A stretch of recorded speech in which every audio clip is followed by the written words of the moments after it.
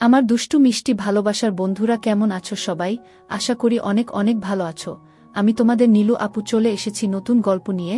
আজকের গল্পটি শুনলে তোমাদের দাঁড়িয়ে যাবে, তাই গল্পটি শোনার আগে অবশ্যই হেডফোন ব্যবহার করো। আমি তখন MA পাশ করে সদ্য চাকরি পেয়েছি। একটা বিয়েবাড়িতে ওর সাথে আমার আলাপ হয়েছিল। প্রথম সাক্ষাতেই আমি ওর প্রেমে পড়ে যাই। এমন সুন্দরী আর আকর্ষণীয় মেয়ে আমি জীবনে আর দুটো দেখিনি। একটু ভারী গড়ন, যা পুরুষদের প্রচণ্ড পরিমাণে আকর্ষণ করে। ও কলেজ পাশ করতেই ওকে বিয়ে করি। হয়তো আরও 2 বছর আমি অপেক্ষা করতে পারতাম, কিন্তু শ্রীপর্ণার রূপ না চাইতেও প্রচুর অবাঞ্ছিত প্রণয়ী জোগাড় করে দিয়েছিল। তাদের মধ্যে 2-3টে বেশ ক্ষমতাশালী প্রেমিক। ফলে আমি আর কোনো ঝুঁকি নিতে পারিনি। বিয়ের আগে আমাকে আমার কয়েকজন বন্ধু অবশ্য শ্রীপর্ণাকে বিয়ে করতে বারণ করেছিল। কারণ হিসেবে জানিয়েছিল যে শ্রীপর্ণা মোটেই ভালো মেয়ে না। আমার পিঠপিছে নানা ছেলের সাথে ওর নাকি সম্পর্ক আছে। আমি নাকি বোকা আর প্রেমে অন্ধ, তাই কিছু বুঝতে পারি না। ওকে সন্দেহ করি না। আমি বন্ধুদের সব কথা হেসে উড়িয়ে দিয়েছিলাম। এটা সত্যি যে শ্রীপর্ণার অনেক ছেলেবন্ধু আছে, কিন্তু কোয়েট কলেজে কোনো মেয়ের না থাকে। ওর ছেলেবন্ধুদের সবাইকে আমি না চিনলেও 4-5 জনকে আমি চিনতাম। আমার মনে হয়নি তারা খুব খারাপ পরিবারের ছেলে। হয়তো একটু বেশি বাচালো, কিন্তু উঠতি বয়সে সবাই অমন বাচাল থাকে। শ্রীপর্ণা ওর বন্ধুদের সাথে সিনেমায় যেত, পার্কে গিয়ে বসত, পুজোর সময় রাত জেগে ঠাকুর দেখত, মাঝে মধ্যে এদিক সেদিক বেড়াতেও যেত। কিন্তু সেই দলে অন্যান্য মেয়েরাও থাকত। আর সবথেকে বড় কথা, যখনই কোথাও যেত শ্রীপর্ণা আমাকে জানিয়ে যেত, এমনকি আমার অনুমতিও নিত। তাই ওকে আমি শুধুমুধু সন্দেহ করতে যাইনি। শ্রীপর্ণা খুব আধুনিক মানসিকতার নারী। ওর পোশাক আশাক, চলাফেরা সবকিছুতেই আধুনিকতার ছোঁয়া থাকে। শাড়ি সালোয়ার ছাড়াও ওয়েস্টার্ন আউটফিটস পরে। আমাদের প্রেম করার সময় থেকেই আমি ওর নিয়ে মাঝে মধ্যে। আর বিয়ের পর তো কথাই নেই। টানা 5-5টা বছর ওকে আমি রোজ নিয়ম করে আমার খাওয়ার ফলেই কিনা জানি না শ্রীপর্ণার আরও ভারী হয়ে পড়ে। ওর ফুটবলের মতো বড় বিশাল বিশাল আকার ধারণ করে। ওরটাও খুব ভারী আর বিরাট হয়ে যায়। আগের থেকে অনেক বেশি চর্বি জমাট বাঁধে। তবে হ্যাঁ, ওর সারা শরীর আগের মতনই থেকে যায়। আগের থেকেও বেশি নরম হয়ে ওঠে।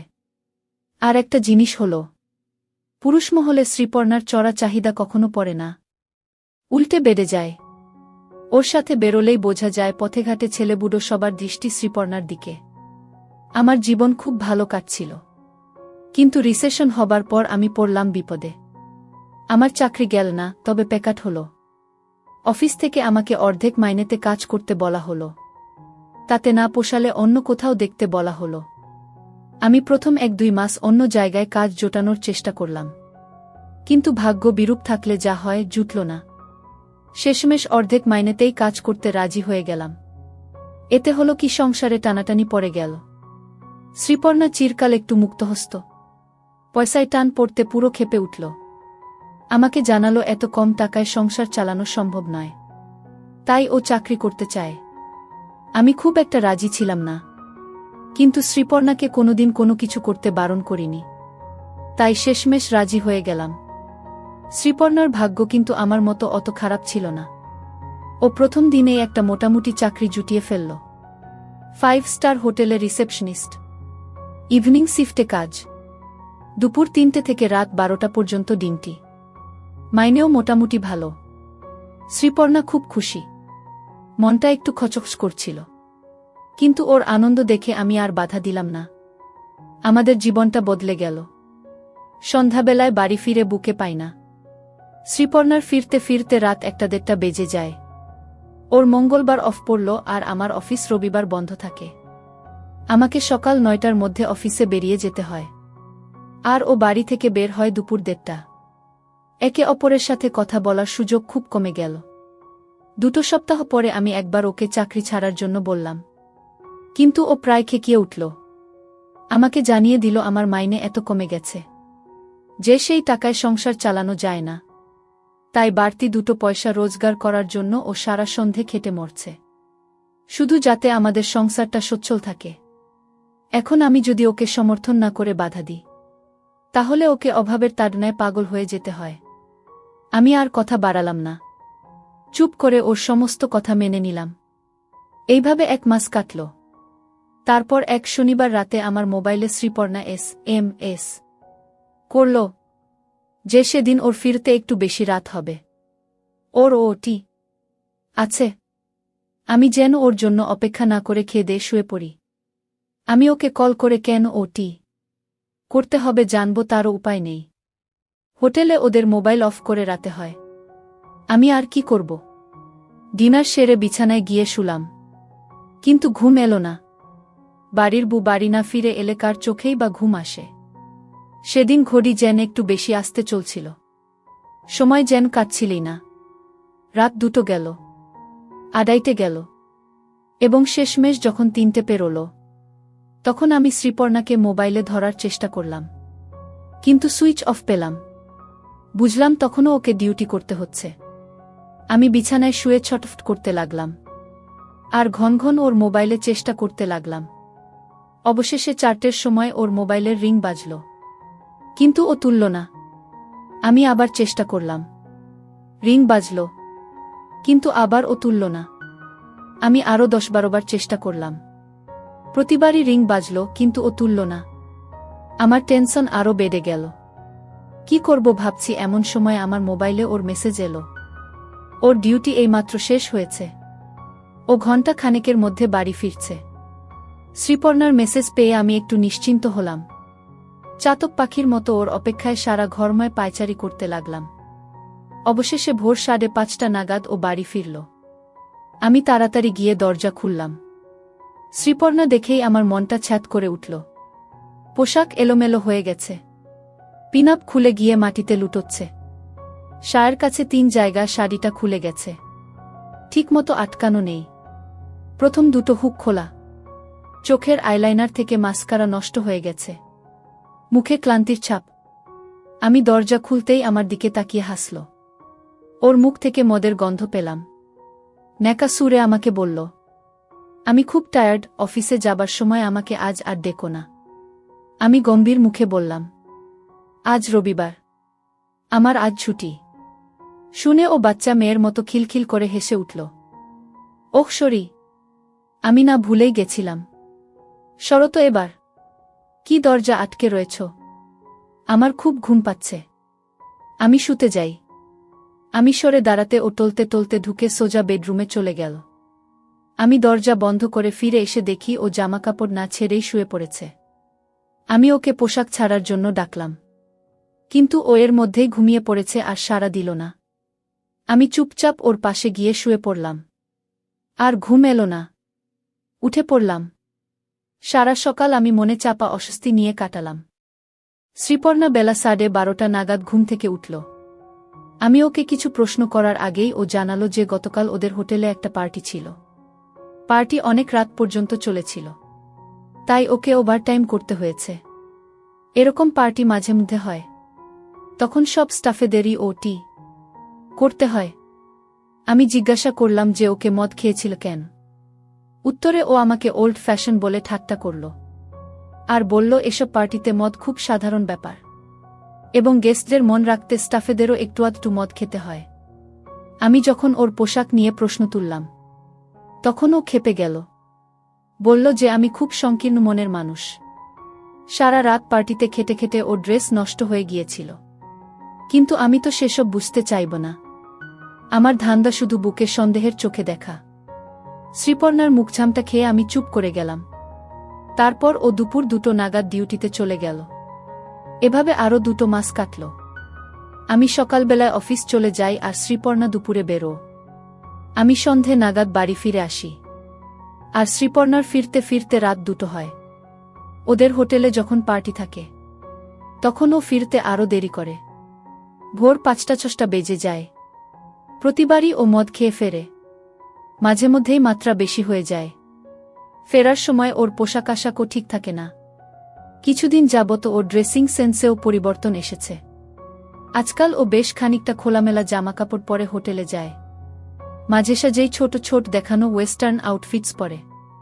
আমি কিছু বলতে গেলে আমাকে সেকেলে বলে দাবড়ে চুপ করিয়ে দেয়া। আমি আর কি করব? বইয়ের মুখঝামটা খেয়ে চুপ করে যাই। পাড়া প্রতিবেশীতে নানা লোকে নানা কথা বলে, কিছু কানে আসে, কিন্তু কিছু করার নেই। বুকে কিছু বলতে পারি না।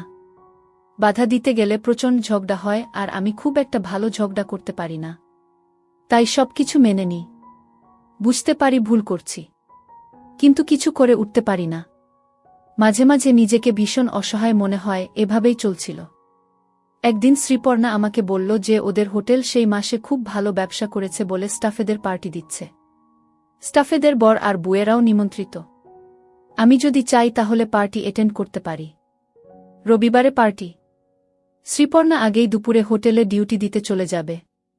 আমাকে পরে সন্ধ্যা 9টা নাগাদ যেতে হবে।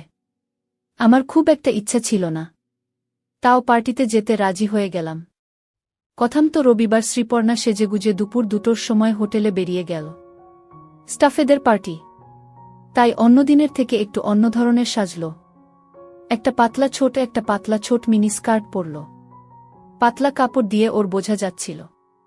মুখে ভালো করে মেকআপ ঘষল। পায়ে হাই হিলস পরল। ওর ভারী ছোট্ট খোলামেলা পোশাকটা দিয়ে বেরিয়ে আসতে লাগল। আমি কিছু বলতে চাইছিলাম, কিন্তু মুখ খোলার সাহস হল না। জানি ও আমার বারণ শুনবে না, উল্টে আরও বেশি কোনো ড্রেস টেনে বের করে পরে চলে যাবে।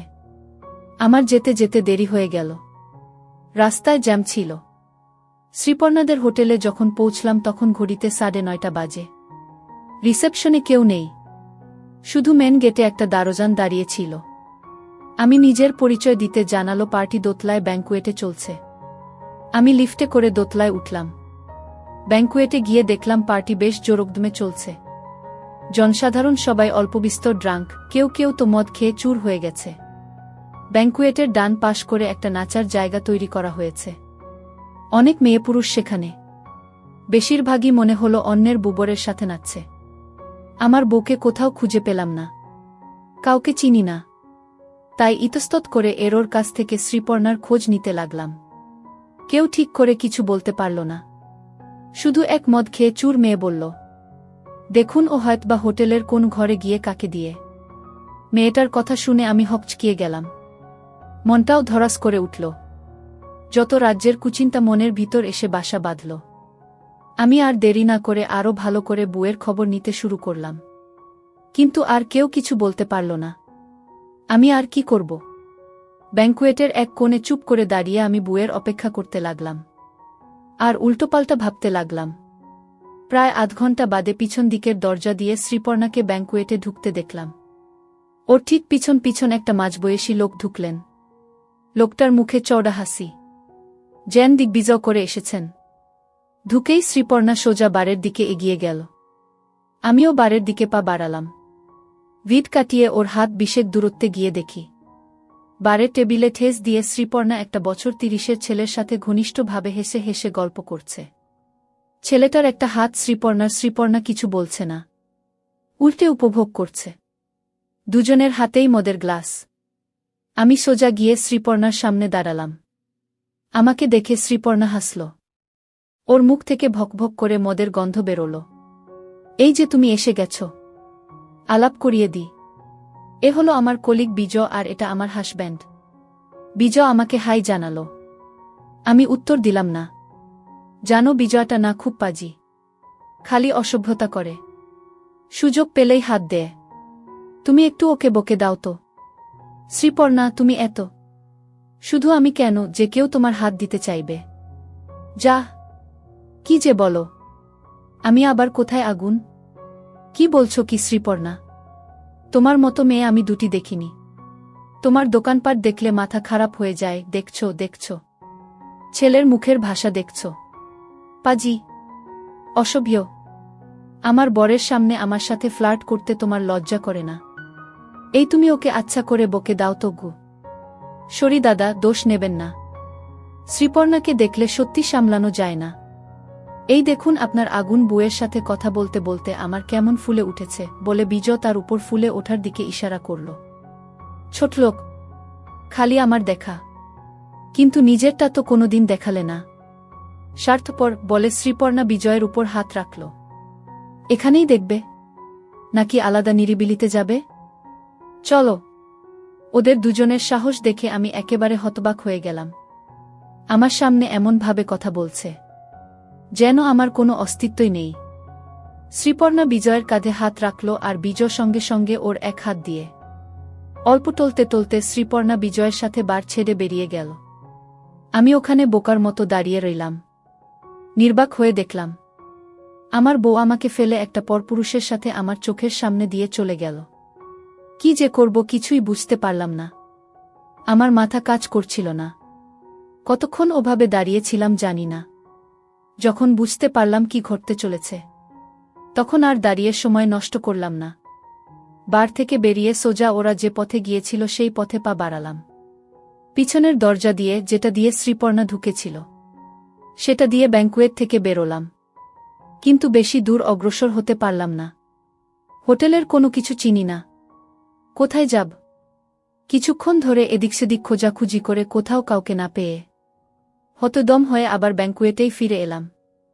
ব্যাংকুয়েটের বারে গিয়ে দাঁড়ালাম। আমি ড্রিঙ্ক করি না। অন্ধকারে এক কোণে চুপ করে দাঁড়িয়ে থাকলাম। প্রায় 1 ঘন্টা দাঁড়ানোর পর আবার শ্রীপর্ণাকে দেখলাম। পিছনের দরজাটা দিয়ে ঢুকল। ওরা বারের দিকেই এগিয়ে আসল। বারে এসে আমার ঠিক বিপরীত কোণে গিয়ে দাঁড়াল। বারের হালকা আলো দেখতে পেলাম শ্রীপর্ণার ড্রেস ইতিমধ্যেই ভালো রকম নষ্ট হয়ে গেছে। শুধু বোতাম নয়, হঠাৎ লক্ষ্য করলাম শ্রীপর্ণার পরা পকেট থেকে ঝুলছে। বুকে এমন অবস্থায় দেখে আমি একদম হতভম্ব হয়ে গেলাম। আমার গা হাত পা কাঁপতে লাগল। ওরা বেশ জোরে জোরে কথা বলছিল। কিছু আমার কানে ভেসে এলো। তোমার বরকে কোথাও দেখতে পাচ্ছি না। কে জানে কোথায় পড়ে আছে। তোমার বর তোমাকে কিছু বলে না? বললেই বা শুনছেটা কে? কিছু মাইন্ড করে না? করলে করবে, আমি কেয়ার করি না। এমনিতেও ও একটা মেরুদণ্ডহীন লোক। আমি বেশি পাত্তা দিই না। সেটা তো দেখতেই পেলাম যেভাবে আমার সাথে বেরিয়ে এলে। বেচারা পুরো ভেবাচাকা খেয়ে গেছিল। বেচারা মনে হয় আগেই বুঝে গেছে তোমার মতো এত মেয়েকে ও রাখতে পারবে না। বুঝে গেলেই ভালো। শ্রীপর্ণা আর রাজ একে অপরকে হাই বলল। মিনিট 3 বাদে ওরা 3 জনে বার ছেড়ে বেরিয়ে গেল। এবার আর আমি দেরি করলাম না। ওরা পিছন ফিরতেই ওদের পিছু নিলাম। 3 জনে ব্যাংকুয়েটের পিছনের দরজা দিয়ে বেরিয়ে করিডোর দিয়ে সোজা এগিয়ে গেল। আমি হাত 25 দূরত্ব রেখে ওদের পিছন পিছন চললাম। 3 জনে গল্পে মশগুল। কেউ যে ওদের পিছু নিয়েছে সেটা খেয়াল করল না। আমার বউ দুজনের সমর্থন নিয়ে টলতে টলতে চলেছে। ওরা লিফটে উঠে পড়ল। আমি পরে গেলাম মুশকিলে। এবার কি করব? লিফটের কাছে গিয়ে দেখলাম উপরে উঠছে। 7 তলায় গিয়ে লিফট থামল। লিফট আর নামল না। আমি তখন আর কি করি? বাধ্য হয়ে সিঁড়ি ধরলাম। 5-5টা তলা হেঁটে উঠতে হাঁপিয়ে গিয়েছিলাম। 7 তলায় উঠে দেখি সারি সারি ঘর। কোনো ঘরে যে ওরা আছে কিছু ঠাহর করতে পারলাম না। অতি সাবধানে সব ঘরের দরজা একবার করে পরীক্ষা করলাম। কিন্তু সবটা দরজাই বন্ধ আর কোনো ঘর থেকে কোনোরকম সাড়া শব্দ আসছে না। হতাশ হয়ে ফিরে যাব কিনা ভাবছি। এমন সময় উপরের ছাদ থেকে একটা চাপামতো শব্দ পেলাম। আমি তাড়াতাড়ি সিঁড়ি দিয়ে ছাদে উঠলাম। উঠেই যা দেখলাম তাতে মাথা